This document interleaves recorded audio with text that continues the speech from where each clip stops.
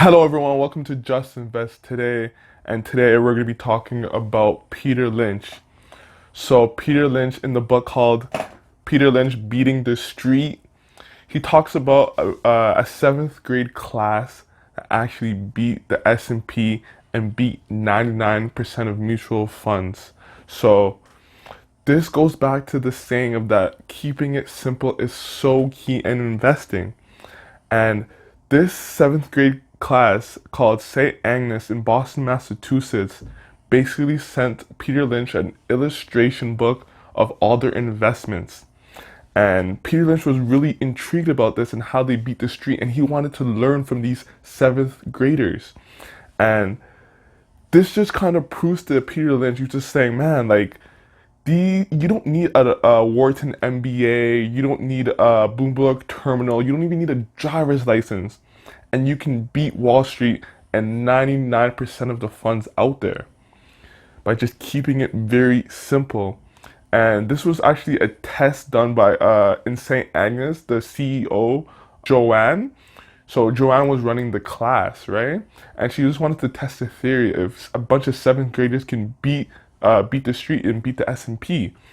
And when Peter Lynch got this illustration book and he found out what they did, he wasn't shocked, but it just kind of gave him more rules to evaluate and to put in place. So one of the rules that he came up with after this whole kind of saga was never invest into a company if you're not able to illustrate it with a crayon.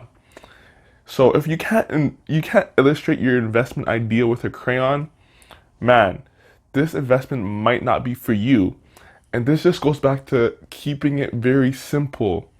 Warren Buffett has said this so many times. Why jump over a 7 foot bar when you can jump over a 1 foot bar? Guys, you don't make more money if you invest in something more complicated, something more hard to understand, or a new business venture. Peter Lynch talks about just investing in something that's already generating money that you can already see the future potential growth instead of investing into this new shiny toy. And this is what he talks about in this little kind of like paragraph slash section in this book. So this is how Joanne taught her class. So basically, she had a group of kids going to teams with 4 students of each team with a theoretical $250,000. And she taught the kids basically how to look at business daily journals and basically newspapers to actually find potential investments. So the students would actually go over a lot of potential investments and look at what they kind of know in their circle of competence. And remember, guys, this was a seventh grade class. So when it comes to a seventh grade class, their circle of competence is probably going to be in more simple things. And that's basically what the theme of it all was, is basically buy what you know.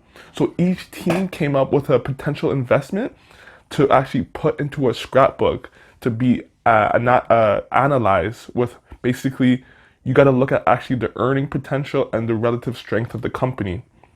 So when they came to an agreement, they actually put each company into a scrapbook. But remember, guys, the main theme of this was buying what you know, and the kids were seventh graders, so they're not gonna be buying these extravagant kind of companies. They're gonna buy like pizza companies, uh, trading card companies, like stuff like that. So just remember that was the main theme of what the teacher was doing with the students. So, for example, one of the companies that the students picked was a company called Pentech. And basically, it was just a simple company. It created popular, like, colored markers and colored pens and stuff like that.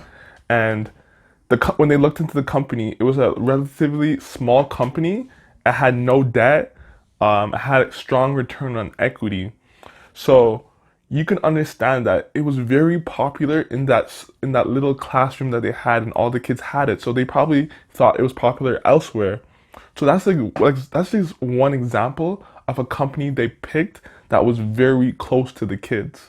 And then what happened with that company? It actually doubled in like a year or two.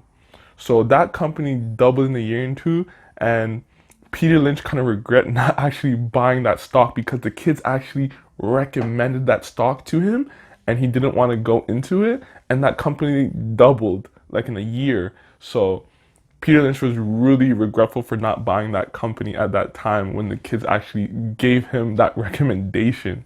So the St. Agnes portfolio with the kids actually got a 70% return, and the S&P did around 26% return in 1990. Okay, so we're gonna go over what companies did they buy. So let's get it.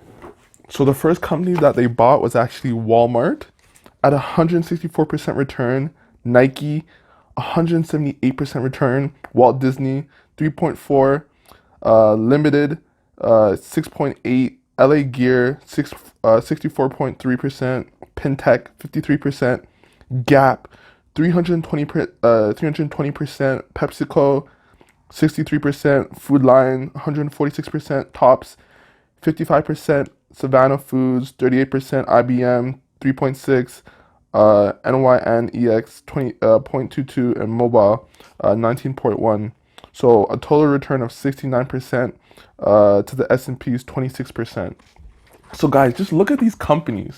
Look how simple these companies are. Like these kids know these companies, and when you think about it, the companies that they kind of really did bad on were companies that they researched in the daily news and what kind of the big investors were actually getting into, kind of like IBM and Mobile. So those companies, they actually researched that actually using like the news articles, which a majority of these funds are buying. So you kind of see that sometimes following these big funds and what they're buying is not the best bet all the time. So you can understand like they bought Walmart, Nike, Walt Disney. That's definitely in every single kid's circle of competence, and that's what they do. They shop there. Their parents shop there. They buy Nike shoes. They understand Walt Disney. Limited. They know LA Gear, Pintech. That's the company I was just talking about. Gap. They shop at Gap. PepsiCo, Food Lion, Tops.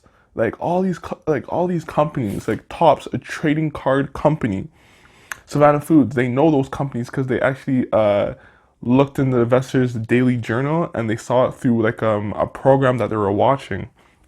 So you can just see that all these companies are so simple, and these are the companies that are going to generate high returns because these are companies that you can see being very reliable. So you can see how these kids are investing in these simple, predictable companies.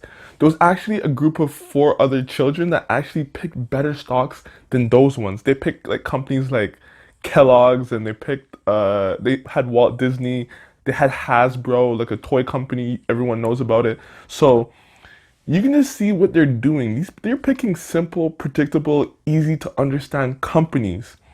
And that's the main thing I want people to get in this video, and how we can actually kind of continue that and not have to invest in these crazy operations and crazy ventures that you don't know if they're going to be able to make money 5, 10 years down the line. Okay guys, that's it for this video. If you liked it, can you please like it, subscribe to my channel, and I'll get back to you in the next video. I'm out. Peace.